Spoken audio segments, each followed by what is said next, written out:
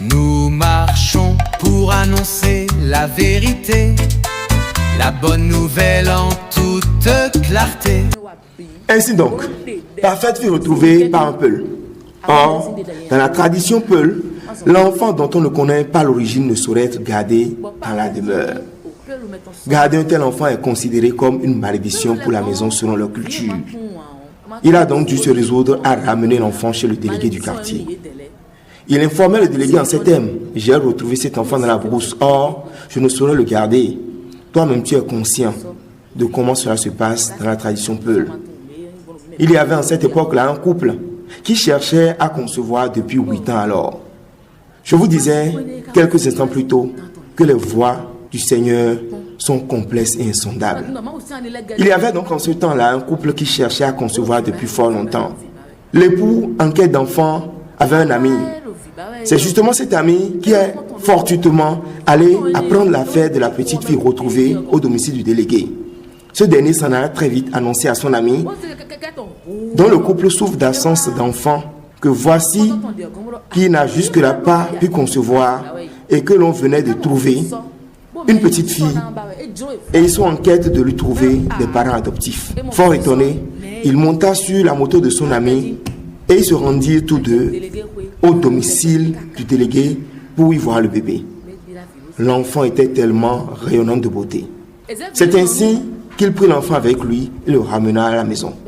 Une fois à domicile, il remit l'enfant à son épouse et elle s'agenouilla et rendit grâce à Dieu en ces termes: je bénis l'Éternel Dieu pour avoir écouté et exaucé ma prière. Même s'il arrivait que je ne conçoive point, celle-ci au moins m'appellerait mère. Elle accueillit et reçut ainsi le petit enfant qui demeura alors avec eux. À vous tous qui m'entendez, je vous dis que c'est un merveilleux miracle. En moins de 3 mois, cette femme tomba à son tour enceinte et quelques mois plus tard, elle eut son propre enfant. Depuis lors, la petite fille retrouvée est méprisée. Voilà ce qu'est l'homme. Elle ne s'est plus souvenue de ce que c'est l'arrivée et l'accueil de cet enfant qui a été sa délivrance pour qu'elle puisse aussi avoir la joie de concevoir et d'être mère. Au moment où la petite fille retrouvée fut accueillie dans leur foyer, voici les prénoms que le couple lui avait donnés. Ils décidèrent de la prénommer Victoire pour signifier « nous avons triomphé de nos ennemis ».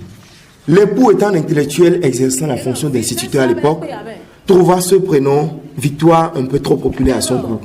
Il se résolut à lui donner en respect à la même idée de départ, le même prénom, mais dans une autre langue, d'où le prénom Vicencia. C'est ce que les dignitaires de l'église catholique romaine mettent en avant et disent: elle s'appelle Vicencia. Avec tout le verbiage qui s'ensuit et qui vous aguiche tant. Non satisfait de lui avoir donné le premier prénom Vicencia, il désira lui en attribuer un second. Le berger Peul, qui avait retrouvé l'enfant, était fort heureusement un chrétien baptisé qui se prénommait Parfait. Donc, pour ne jamais oublier ce Peul, on décida de lui attribuer le prénom Parfaite, par gratitude à son égard. Ceci portait les prénoms de l'enfant à 2. Mais il ne s'en arrêta pas à ces 2. Il en compléta un 3e. Il est dit qu'elle s'appellera, issue de la langue fon, Tarabé. Ce qui signifie littéralement qui amène la chance. Mais avant qu'on ne lui donne ce 3e prénom, il a fallu que la femme tombe enceinte. Le couple a estimé que c'est la petite fille retrouvée qui est venue chez eux, accompagnée de la chance qui leur a valu que la femme conçoive. On décida donc de l'appeler Tarabé. Voilà ainsi décrit la sagesse qui a conduit au choix des prénoms Vicencia, Parfaite, Tarabé. Ce sont là les prénoms que porte le temple dans lequel je suis. Catéchiser les âmes, ouvrir les yeux, le souffle du Saint-Esprit nous rend audacieux.